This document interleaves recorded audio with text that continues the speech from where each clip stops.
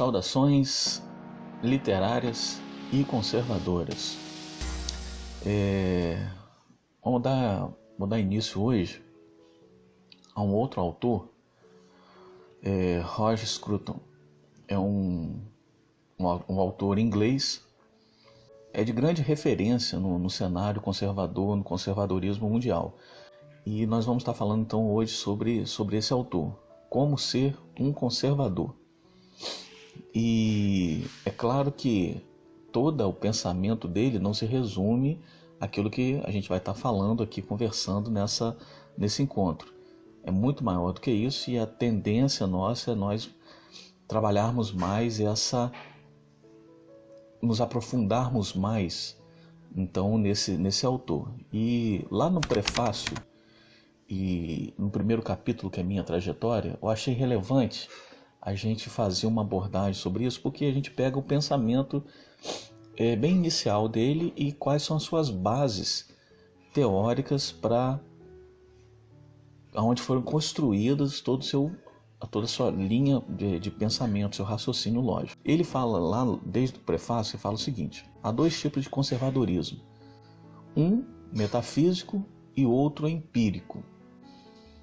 O primeiro consiste na crença nas coisas sagradas e no desejo de defendê-las da profanação.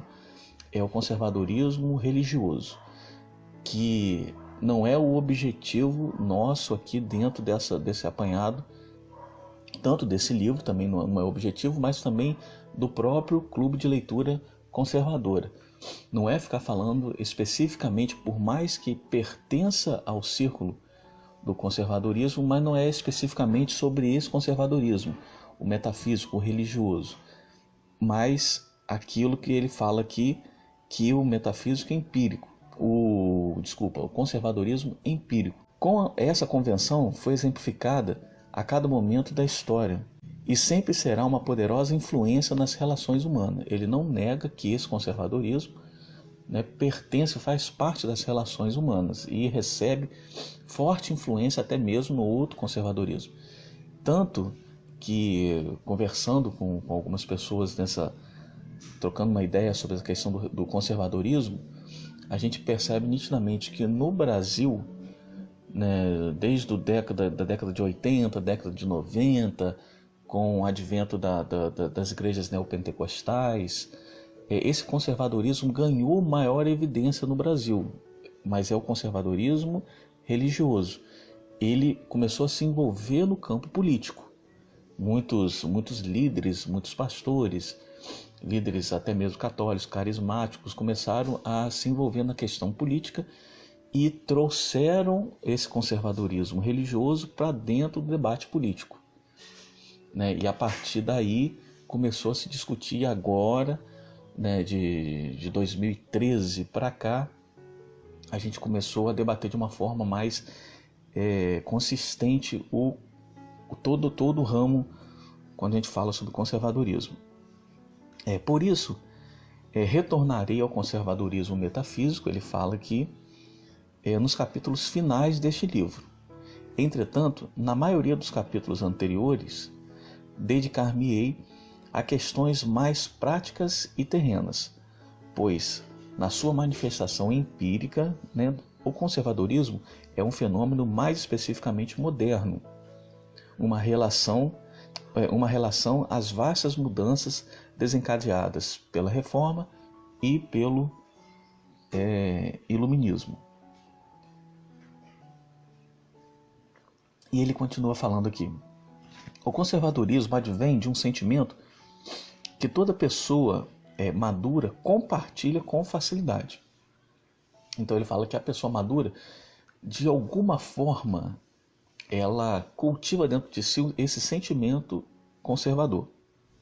A consciência de que as coisas admiráveis são facilmente destruídas, mas não são facilmente criadas.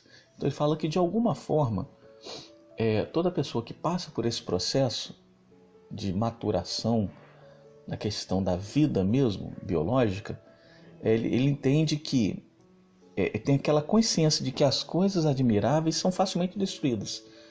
E demora-se muito tempo para ser criadas. Então, você se consolida, se estrutura emocionalmente, ou em qualquer campo do conhecimento, da prática, do seu dia a dia, e de repente qualquer vento destrói aquilo tudo. Então ele diz que esse pensamento é comum a todos.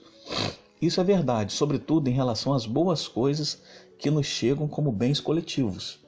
E ele coloca esses bens coletivos como paz, liberdade, lei, civilidade, espírito público, a segurança da propriedade e da vida familiar.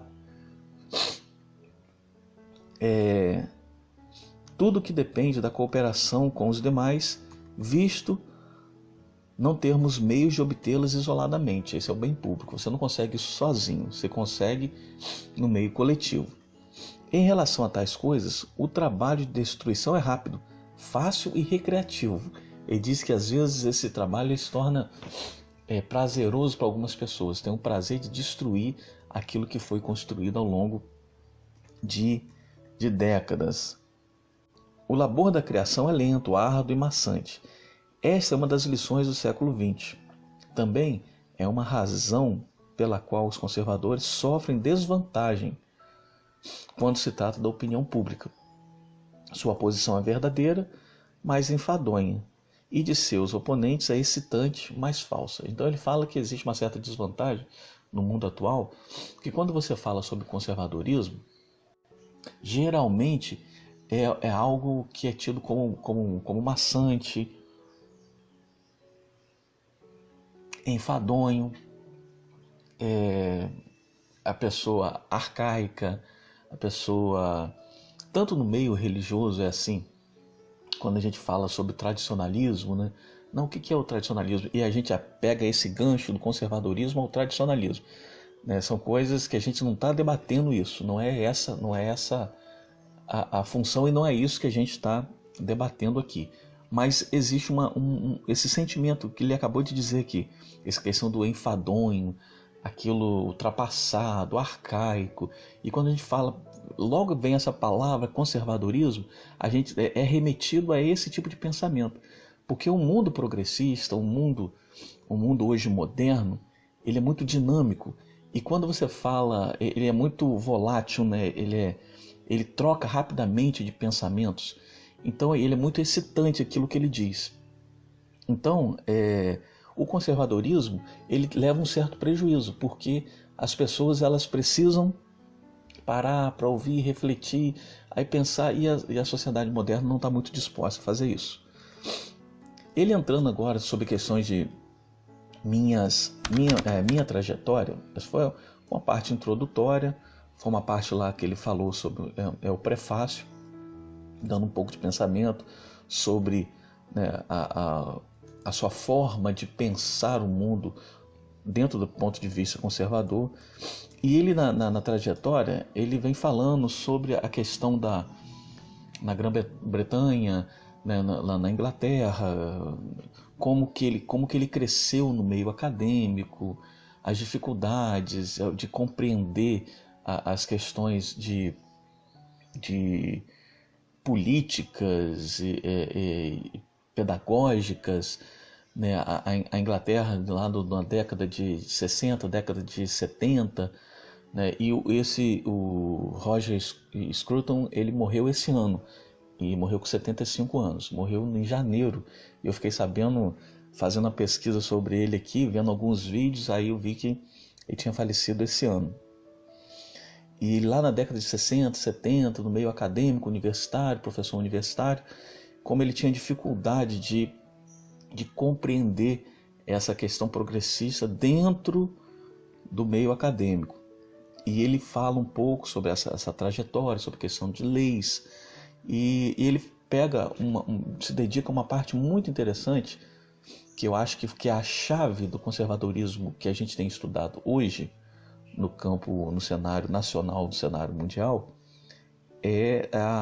que aconteceu lá no final da década de 70, no início e durante a década de 80 inteira, que foi o fenômeno chamado Margaret Thatcher. E ele trabalha um tema muito, muito interessante sobre isso. Eu tentarei ser sucinto aqui. Ele fala o seguinte: a Margaret Thatcher surgiu à frente do partido como por um milagre. Lembro-me bem do júbilo que se disseminou pela Universidade de Londres. Afinal, havia alguém para odiar.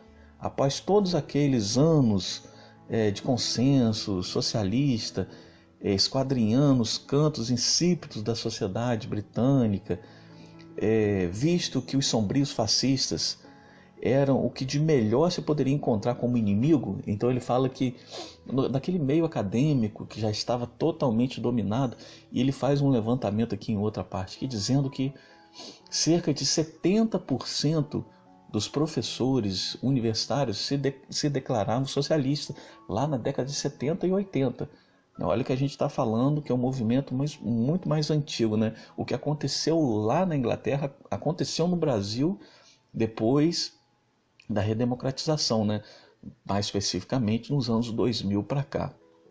E a gente vê isso que aconteceu lá na década de 70, aconteceu no Brasil no início dos anos 2000. Então ele falava assim, os inimigos deles, acadêmicos, eram os nebulosos, né? Os sombrios fascistas, que era o que de melhor poderia encontrar como inimigo. Um demônio real entrava em cena, uma líder do Partido Conservador. Então foi um choque para eles, no meio acadêmico, a Margaret Thatcher, né? Foi aquele fenômeno que entrou, eles não entenderam como, e agora se tornou um inimigo real.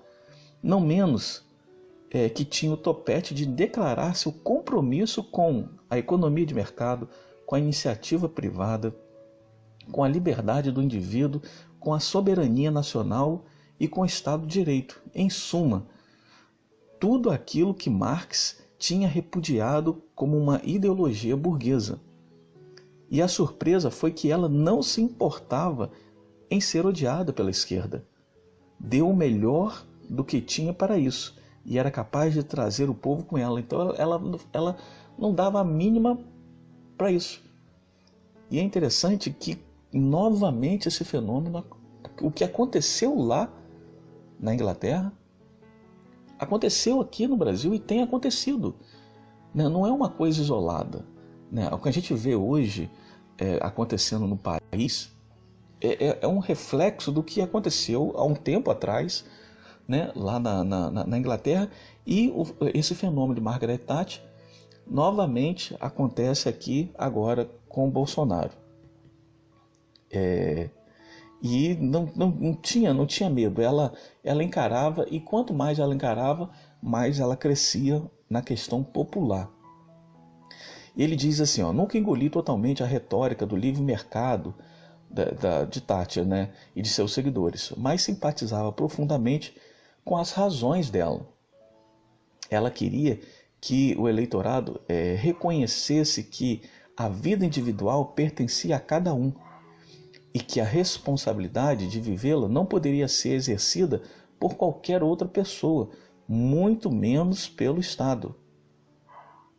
Thatcher esperava libertar o talento e a iniciativa que acreditava ainda existir na sociedade britânica, apesar das décadas de conversa fiada igualitária. Ele chama aqui de conversa fiada igualitária a questão do socialismo. Naturalmente, ela não era uma intelectual. Ele vem falando esse relato dessa líder do Partido Conservador. Tinha por motivação mais um instinto do que uma filosofia elaborada. Novamente a mesma coisa que acontece no país hoje, aqui no Brasil. Pressionada por argumentos, ela pendia muito rapidamente para a economia de mercado e ignorava as raízes mais profundas do conservadorismo na teoria e na prática da sociedade civil. Seu comentário breve de que essa coisa de sociedade não existe. Ela falava muito essa frase, ficou muito conhecida. Essa coisa de sociedade não existe. Foi alegremente apoderado pelos seus colegas de universidade como prova de seu individualismo, e sua falta de conhecimento, sua falta de sabedoria, de sua ignorância sobre filosofia social e de sua fidelidade aos valores da nova geração de empresários, que poderiam ser resumidos em 3 palavras: dinheiro, dinheiro e dinheiro. E Então vem falando mais aqui sobre a situação. Evidentemente que ela quis dizer naquela ocasião era bastante verdadeiro, embora seja o oposto, né, muitas vezes até mesmo do que ela disse. Quis dizer que a sociedade existia, mas que não era equivalente ao Estado. Então ela estava querendo fazer aqui uma separação. Olha, a sociedade existe, mas ela não é o Estado. Né? O Estado paternalista, que se apodera de tudo, que toma conta de tudo. As sociedades são formadas por indivíduos. Sociedades são ações individuais, não ações governamentais impondo limites, impondo regras, mas a sociedade em cada indivíduo, né, fazendo a sua parte. A sociedade é formada por indivíduos que se associam livremente e formam comunidades de interesse que os socialistas não têm o direito de controlar nem qualquer autoridade legal para proibir. Então ele fala assim, olha, o socialismo ele tenta coibir essas associações normais, naturais de interesse do ser humano. Ele é um regulador, então ele regula cada cidadão de uma forma brusca, como se todos fossem iguais, que fala anteriormente, questões igualitárias, que é nivelar todo mundo, né, no mesmo plano, quando na verdade esse tipo de compreensão é totalmente falsa, né? Cada indivíduo ele é único e não tem como você nivelar todos da mesma forma. No entanto, expressar-se dessa forma não era o estilo de Thátia, né? Ela não iria usar essa situação, esse linguajar mais elaborado. Nem era o que os correligionários esperavam dela. Os apoiadores dela não esperavam isso, esse linguajar, né, mais rebuscado, mais pacificador. Esperavam dela uma atitude como ela era mesmo, né? Agressiva com as suas opiniões. O que o público britânico queria e tinha era o tipo de político instintivo que as pessoas poderiam ver dirigindo-se à nação, não importando se tivesse ou não um cabedal adequado de argumentos abstratos. Né? Não queria, naquele momento, o povo não estava querendo aquele tipo de político que entra muito na questão demagógica, né? O demagogo, aquela pessoa que tem uma oratória, né, bonita, tem bons argumentos, mas que você vê que é vazio na questão do sentimento. E naquele período, ele diz aqui o autor, a Grã-Bretanha esperava políticos assim. E acredito que o Brasil também espera hoje. E mais aqui adiante ele fala assim, o Scruton narra que começou uma grande ligação com a rede de contatos, mais adiante, extraoficial na Polônia, Tchecoslováquia e Hungria, pela qual, disse ele, aprendi a ver o socialismo de outra maneira. Ele não tinha visto de uma forma prática, né, como que funcionava. Não como um sonho de idealismo, mas como um sistema real de governo imposto de alto a baixo e mantido pela força. Então ele entendeu que o socialismo, eu não estou falando aqui da questão do comunismo soviético, não, mas o socialismo como estratégia política para se chegar ao comunismo. Ele diz que é uma imposição de alto para baixo, né? De cima para baixo e mantido pela força. Você só consegue manter esse sistema de forma forçada. Se você liberar, e a gente vê o liberalismo, não simplesmente o liberalismo econômico, mas o liberalismo como princípio, estilo de vida, ele dentro do socialismo ele não existe. Você tem que cumprir regras, e quanto mais o Estado se torna socialista, quanto mais o Estado ganha poder, ganha força, né, menos liberdade como indivíduos temos. Nós somos cada vez mais regidos pelo sistema governamental. Então, as nossas liberdades individuais, elas vão diminuindo. Isso, desculpa, caiu a ligação aqui. Caiu a linha. Todas as leis elaboradas pelo Partido Trabalhista Britânico, olha só que semelhança. Todas as leis elaboradas pelo Partido Trabalhista Britânico que propunham organizar a sociedade para o bem maior de todos, ao controlar, marginalizar e proibir algumas atividades humanas naturais, ganhavam outro significado.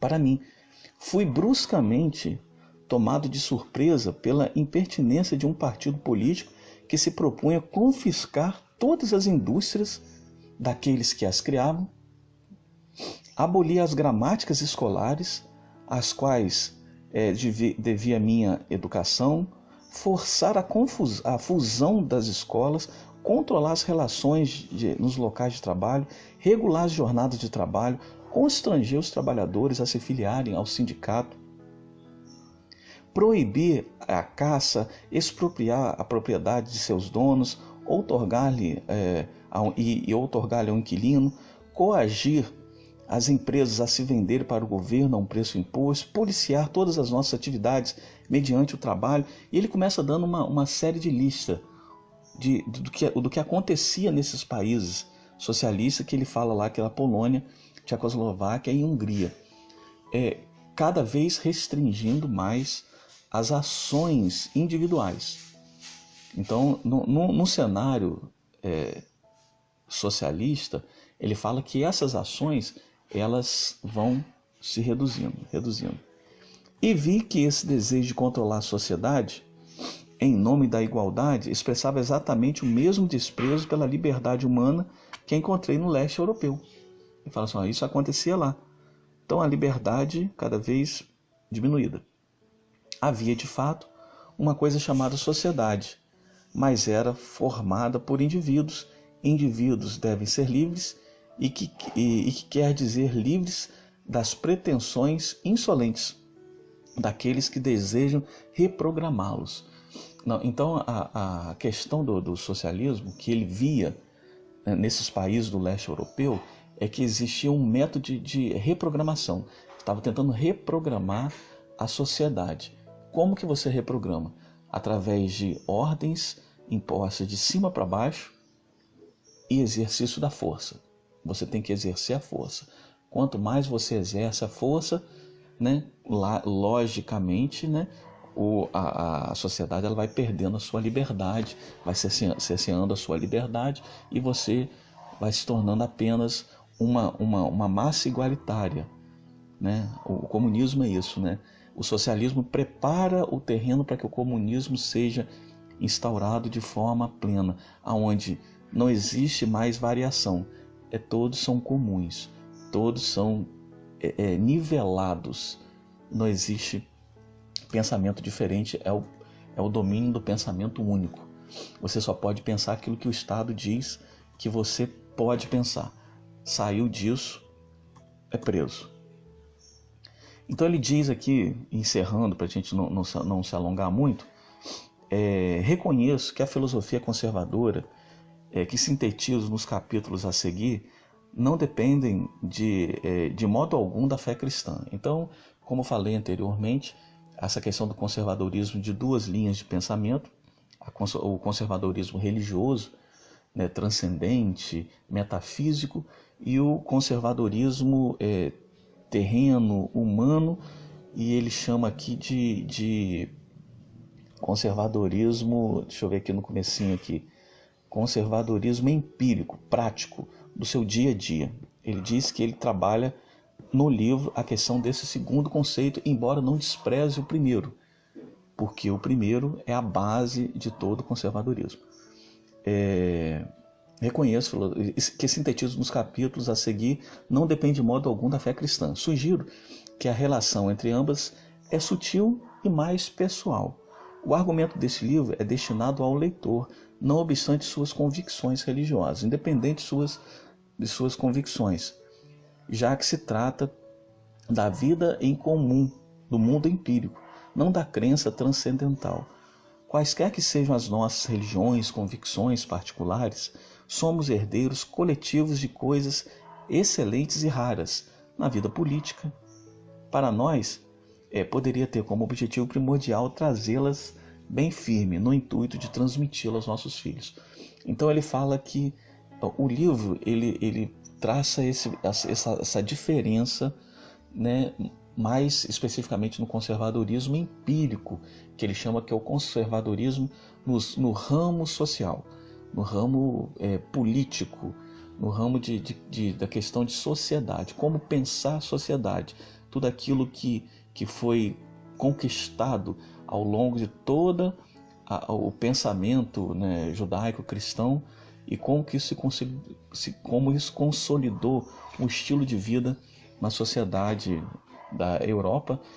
O que ele fala aqui especificamente de língua inglesa, ele trabalha muito nessa questão no começo, fala assim, olha, o pensamento aqui é um pensamento originário daqueles que compreendem, que viveram, foram influenciados pela língua inglesa, especificamente aqueles que, tanto a Inglaterra como os Estados Unidos e outros países aonde a compreensão, né, da Grã-Bretanha entrou, o estilo de vida entraram, né? Tá bom, pessoal, eu queria agradecer a presença de vocês aí, tá bom? Obrigado aí, Deus abençoe a todos.